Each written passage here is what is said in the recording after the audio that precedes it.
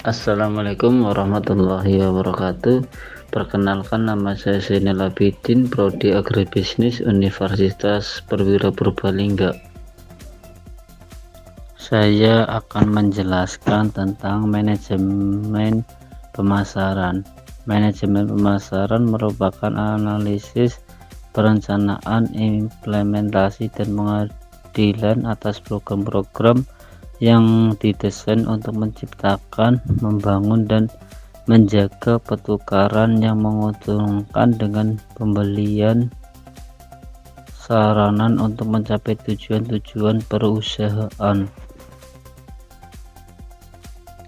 Fungsi manajemen pemasaran ada 5. Yang pertama, analisis pasar. Tidak semua pemasaran mempunyai bagian marketing dan penjualan yang formal. Yang kedua, segmentasi pasar adalah kegiatan membagi suatu pasar dalam bentuk kelompok-kelompok yang berbeda. Ketiga, menetapkan pasar saranan. Menetapkan pasar saranan berarti memberikan nilai keaktifan setiap bagian, kemudian memilih salah satu dan bagian pasar atau lebih untuk dilayani. Yang keempat, penempatan pasar. Perusahaan yang baru harus mampu melakukan identifikasi posisi persaingan yang ada sebelum menentukan penetapan sendiri. Yang kelima, perencanaan pemasaran. Aktivitas pemasaran yang dilakukan sebuah perusahaan penting untuk dikondisikan dan diarahkan untuk mencapai tujuan perusahaan. Tujuan manajemen pemasaran ada 5. Yang pertama, menciptakan demand atau permintaan.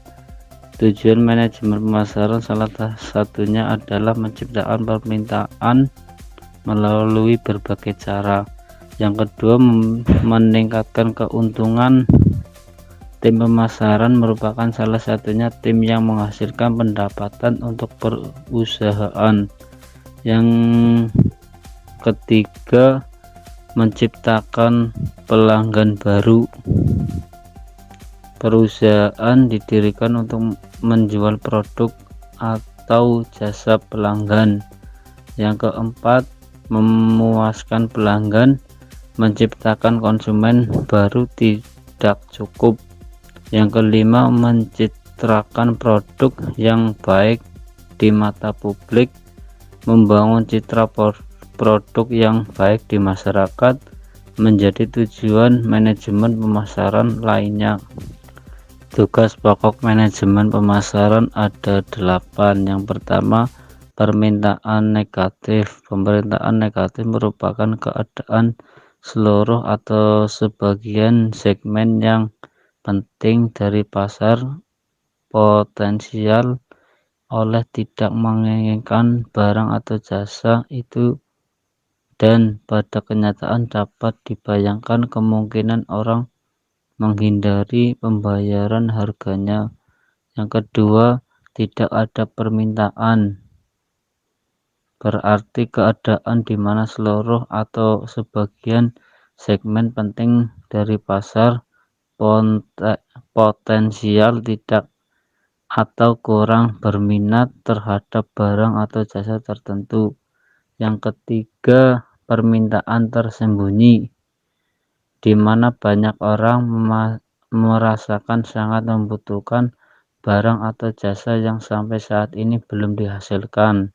Yang keempat, permintaan menurun, keadaan di mana permintaan barang atau jasa tertentu cenderung menurun bila tidak diikuti dengan usaha baru.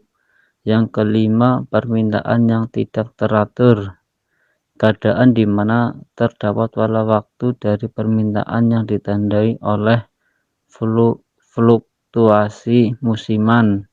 Yang keenam, permintaan penuh, keadaan di mana jumlah dan waktu permintaan adalah suatu permintaan jumlah yang direncanakan oleh perusahaan. Yang ketujuh, permintaan yang berlebihan merupakan keadaan di mana permintaan yang ada untuk barang atau jasa tertentu melebihi tingkat kesediaan. Yang kedelapan, permintaan tidak sehat,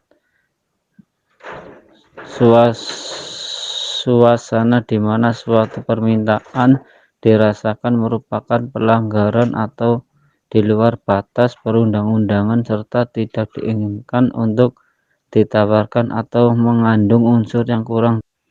Konsep manajemen pemasaran ada 5. Yang pertama, konsep produksi. Konsep produksi merupakan konsep bahwa konsumen atau pelanggan akan menyukai produk yang tersedia dan harganya terjangkau, serta manajemen harus berusaha keras untuk memperbaiki produksi dan efisien distribusi. Yang kedua, konsep produk. Konsep produk, konsumen akan mencari produk bermutu terbaik dan sifat paling inovatif, bahwa perusahaan harus mencurahkan energi untuk terus-menerus melakukan perbaikan produk. Yang ketiga, konsep penjualan.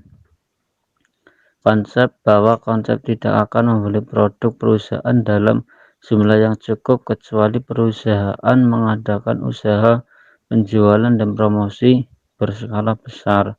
Yang keempat, konsep pemasaran. Konsep pemasaran ini berkeyakinan pencapaian sasaran organisasi tergantung pada penentuan kebutuhan dan keinginan pasar, sarana dan penyampaian kepuasan didambakan itu lebih efektif dan efisien daripada persaingan.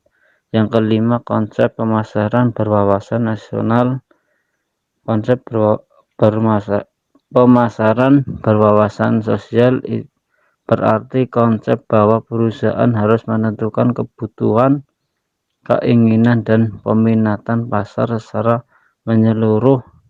Kepuasan yang didambakan secara lebih efektif dan efisien dari masyarakat. Minta maaf kalau ada kesalahan karena saya sedang proses belajar. Wassalamualaikum warahmatullahi wabarakatuh.